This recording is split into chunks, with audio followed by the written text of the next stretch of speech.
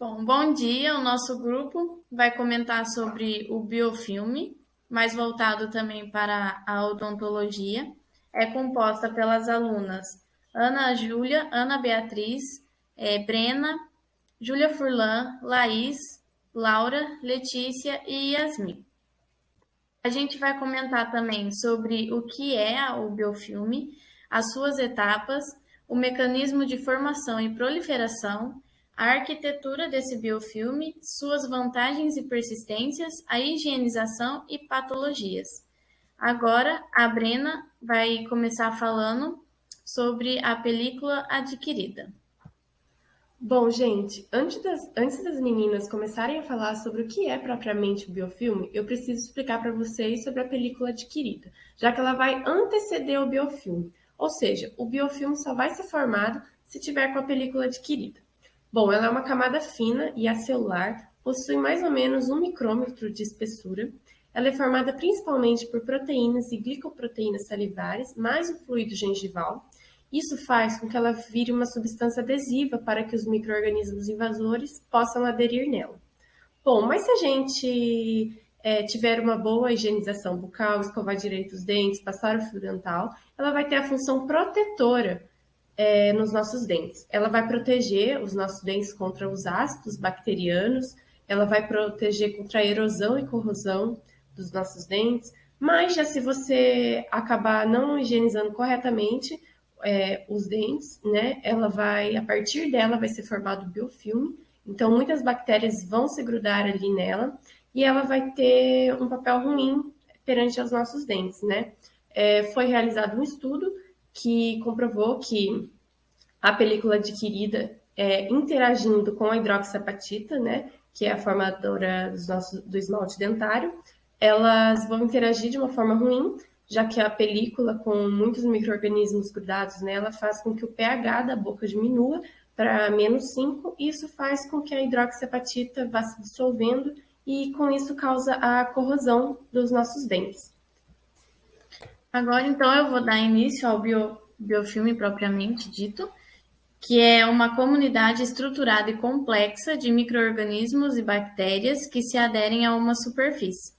Elas são envolvidas por substâncias como os açúcares, por exemplo, que conferem uma proteção contra agressões, como o uso de antibióticos.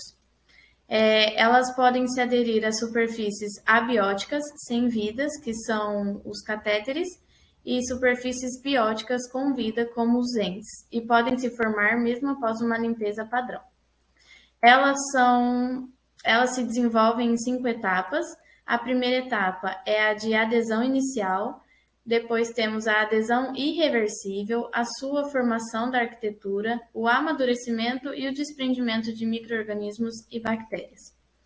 Trouxemos também algumas bactérias associadas aos biofilmes, que são as bactérias planctônicas, que ficam livres, as bactérias sésseis, que se aderem à superfície, o Enterococcus spp, Staphylococcus aureus, Pseudomonas aeruginosa, Klebsiella pneumoniae, Staphylococcus coagulase negativa e as Candida albicans.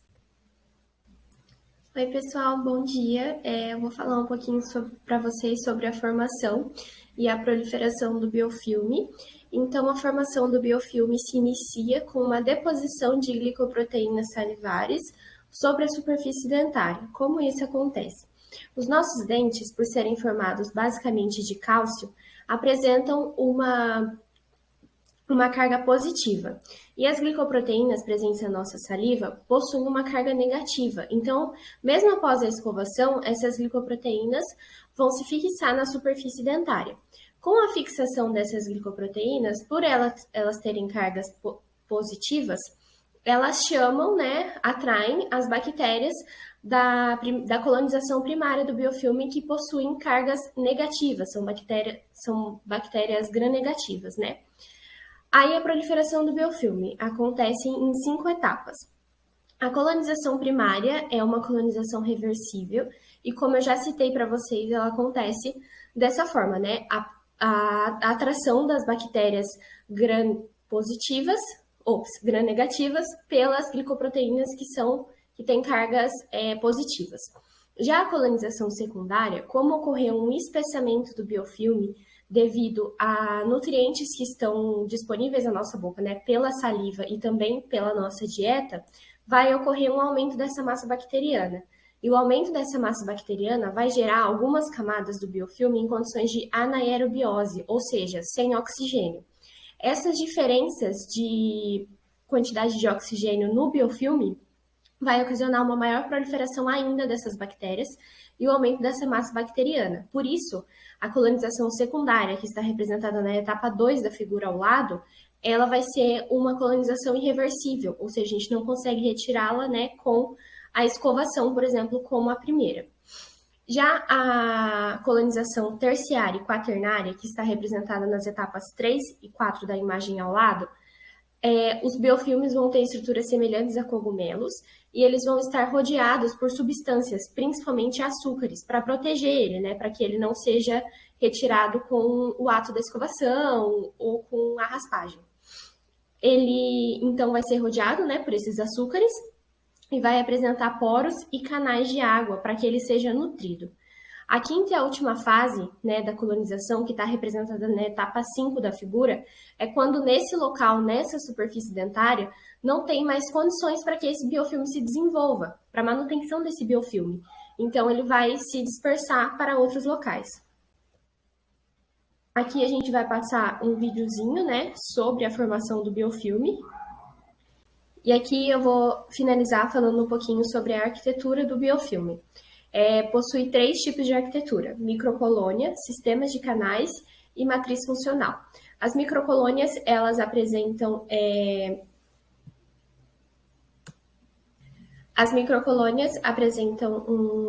um aspecto de canal com pilares e também um aspecto de cogumelo. O sistema de canais, ele vai favorecer o fluxo de nutrientes nesse biofilme, como produtos de excreção, enzimas, metabólitos e até o oxigênio. E a matriz funcional, ela vai ser formada por polímeros extracelulares, tanto bacterianos quanto do hospedeiro. Bom, eu vou falar um pouco sobre as vantagens dos micro-organismos que eles vivem nos biofilmes orais. Bom, as bactérias, elas tiram proveito da vida coletiva, elas preferem viver em comunidade, em comparação àquelas que vivem de forma livre no meio ambiente. Tanto é que 95% das bactérias vivem em forma de biofilmes orais. Então, isso ocorre por conta das vantagens que os biofilmes trazem para elas. Dentre essas vantagens, a gente pode observar que durante seu desenvolvimento, eles conseguem ajudar de forma protetora, mesmo em condições não favoráveis. Então, a troca de nutrientes acaba sendo mais facilitada, consequentemente, favorece o seu desenvolvimento. Algumas das vantagens, algumas das outras vantagens, a gente pode observar a maior tolerância e resistência. Tolerância é o fenótipo, resistência é genótipo bacteriano. E também o metabolismo ele acaba ficando mais eficiente e, como eu disse, os nutrientes também acabam sendo mais altos. A disponibilidade acaba sendo mais alta. O compartilhamento e complementação enzimática também é nítido nessa situação. Os micro-organismos, eles se comunicam por sinais químicos e são esses sinais químicos que acabam fazendo surgir novas proteínas e novas enzimas. Bom, sobre a persistência em ecossistemas com fluxo. Isso ocorre devido à alta variedade tanto de habitats quanto do valor nutricional. Isso por conta das concentrações tanto de oxigênio quanto de pH. E também é de se observar a heterogeneidade espacial e ambiental, que é o que a Laís vai falar um pouquinho. Bom, vou falar um pouco sobre a heterogeneidade espacial. Ao falarmos da heterogeneidade espacial e ambiental, a gente correlaciona a característica estrutural do sistema ecológico. Como no caso do biofilme, é uma variedade complexa dentro de um mesmo espaço. São bactérias de formas, de espécies diferentes, ali no mesmo local. Então, ele não é homogêneo, ele é heterogêneo por conta dessa diversidade. Então, devido a essa variedade de habitats com diversidade nutricionais, essa concentração irá produzir substâncias capazes de mudar o pH, que vai levar a uma quebra do tamponamento, um aumento da desmineralização, e as bactérias vão começar a sequestrar cálcio, oxigênio e flúor, fazendo com que a remineração e a desmineração sejam impactados. Consequentemente, torna-se complexo ter total controle das reações químicas intrabucais, sendo assim, tem dificuldade em tratá-las. A forma de ressaltar essa placa bacteriana utilizando um evidenciador de placa, e quando a gente evidencia a placa e tenta remover, a gente não remove ela por contato, a gente apenas desorganiza esse local. Falando um pouco agora sobre a tolerância e a resistência. A tolerância e a resistência são algo distintos. A tolerância é um núcleo de bactérias tolerantes a uma profilaxia, quando a gente leva em consideração ao fenótipo, as características físicas dessas bactérias. E sobre a resistência é quando uma colônia de bactérias ela se torna mutantes, levando a uma patologia, que ela possui uma resistência genótipica, ou seja, referente aos genes dessa bactéria. E devido a essas mutações, essas bactérias, pode trazer sérias patologias entrelaçadas ali. Então, entre o biofilme, nota-se presença de proteases também, que são enzimas que catalisam a hidrólise, que faz a quebra da ligação covalente com a água, participando de covalente com a participação de uma molécula de água, das ligações peptídicas e outras proteínas, clivando-as em fragmentos de aminoácidos menores. Então, essas enzimas, elas atuam em diversos processos fisiológicos e celulares. E a variedade genética que está presente ali se dá através de conjugação, onde uma parte do plasmídio, do DNA circular, é transmitida por uma ponte entre uma bactéria e outra, características do biofilme dentário. Bom, a expressão gênica ocorre através da imunoglobulina GTFB. Durante o biofilme, a bactéria vai sofrendo modificações, o que garante a liberação de produtos necessários para a sobrevivência do biofilme e também para a formação da matriz extracelular. Agora eu vou falar um pouco sobre as relações metabólicas entre bactérias orais ao biofilme dental. As interações físico-químicas das bactérias com o biofilme. As bactérias orais possuem mais de uma proteína de adesão, que no caso, na sua superfície celular, que no caso seria a adesina, e participam de várias interações com moléculas presentes na boca. Também com receptores de outras bactérias. Essa capacidade de adesão, que vem de mais de uma proteína, como já havia falado, causa um aumento da densidade do biofilme. A eficiência das interações metabólicas entre as bactérias da cadeia alimentar pode ser aumentada se elas estiverem em estreito contato, se elas estiverem muito próximas umas das outras. O aumento da densidade do biofilme, com o tempo, implica importantes mudanças no metabolismo bacteriano. No biofilme podem ocorrer eventos fisiológicos diferentes em diferentes partes do biofilme. Por isso, a gente pode dizer que o biofilme funciona como um sistema complexo. Bom, a sinalização célula-célula ocorre entre as comunicações das bactérias, quando elas estão se agregando para formar os peelings de união, que são estruturas que vão unir as bactérias associadas ao biofilme. E assim, elas vão construindo a sua própria matriz, que é o quorum sensing. O quorum sensing é o meio de comunicação entre as bactérias, e a interferência nesse processo pode ajudar no controle do biofilme. Bom, então agora eu vou falar um pouco sobre a higienização e da remoção dessa placa. A placa bacteriana se forma a partir de restos de alimentos e também de bactérias do próprio meio bucal. E a gente deve se atentar a fatores como dentes mais amarelados e também ásperos. Em relação à eliminação desse biofilme, são necessários realizar alguns passos, como a higiene constante de no mínimo 3 vezes ao dia a escovação, uso de escovas indicadas corretamente, pastas fluoretadas, fio dental e também limitar a ingestão de açúcares e amido. Visitar o dentista regularmente para limpezas profissionais e também o feito de exames periódicos bucais.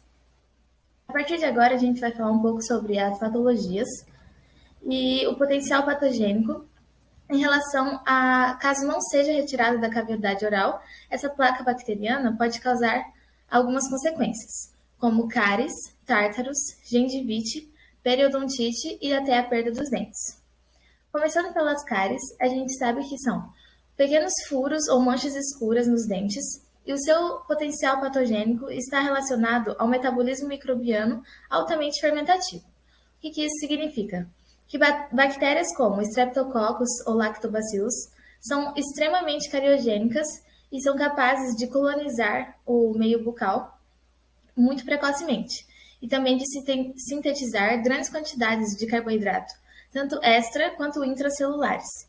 E esses são conhecidos pela adesão bacteriana e também por serem reservas nutritivas.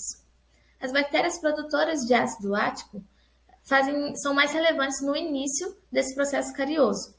Já a cárie de dentina, ou quando a cárie coronária ultrapassa o esmalte dental, essa população microbiana se torna mais complexa e com grande atividade proteolítica. Já com os tubos dentinários, esta é substituída por micro-organismos proteolíticos e anaeróbicos, atingindo assim os tecidos periapicais e causando a necrose da polpa. Já o tártaro é uma calcificação dessa placa bacteriana que se torna mais dura e amarelada e, se não tratado caso mau hálito, pode ocorrer futuras inflamações gengivais e também cáries. Vou falar um pouco agora para vocês sobre a gengivite, né, que é uma doença periodontal. A gengivite, ela é quando ocorre, né, uma calcificação dessa placa bacteriana ali na parte da gengiva, ali no sulco gengival, e com essa calcificação, por conta de pegar, né, as bactérias e os alimentos presentes ali no biofilme, pega o cálcio presente na saliva e ela calcifica, que vira o tártaro, como a Ana Beatriz explicou para vocês anteriormente. Então, quando ali fica o cálculo ali naquele sulco gengival, ocorre uma inflamação, como uma resposta de proteção, né, do nosso organismo, ocorre uma inflamação. E essa inflamação ela é chamada de gengivite. E quando a gente nota, né, os sintomas que a gente vê ali naquela gengiva, é a ausência do aspecto de casca de laranja que a gente tem, e a gente nota uma gengiva mais inchada, mais ademasiada. Então, quando a gente vai passar o fio dental e essa gengiva começa a sangrar, sem que a gente tenha machucado ela, e ela sangra, é sinal de um início de gengivite. Então, para cuidar disso, a gente tem que escovar bem os dentes com as escovas com cerda macias e passar o uso de fio dental. No início da gengivite, a gente consegue remover. Quando ela começa a se calcificar, aí a gente tem que ir no consultório para fazer essa remoção desse tártaro. E com o agravamento da gengivite, se a gente tiver uma gengivite e não procurar uma ajuda, né, com o agravamento dela a gente pode ter a periodontite. A periodontite, ela tem a perca óssea, né, daquela estrutura que protege o dente, que fixa o dente ali, tem uma perca óssea. Ou começa a acontecer o descolamento gengival, né, uma retrusão da gengiva e tem essa falta de sustentação, levando até uma perca dentária do dente, né? Perca do dente. Então, ela não se regenera ali e o tratamento dá por controle. Então, a gente faz, quando tá com periodontite, teremos que fazer, né, a remoção daquele cálculo ali no radicular, né? Uma limpeza bem cuidadosa para que tenha um tratamento, para que a gente controle essa inflamação que está acontecendo ali no local, essa infecção, né? Para que não piore o quadro dela, mas não tem como a gente reverter esse deslocamento ali, né? Do ligamento periodontal, descolamento do ligamento periodontal. Então, não tem como a gente reverter isso e nunca a gente vai deixar ele perfeito ali. Então, novamente, aquelas estruturas. Então, não tem como reverter isso, mas tem como tratar e cuidar.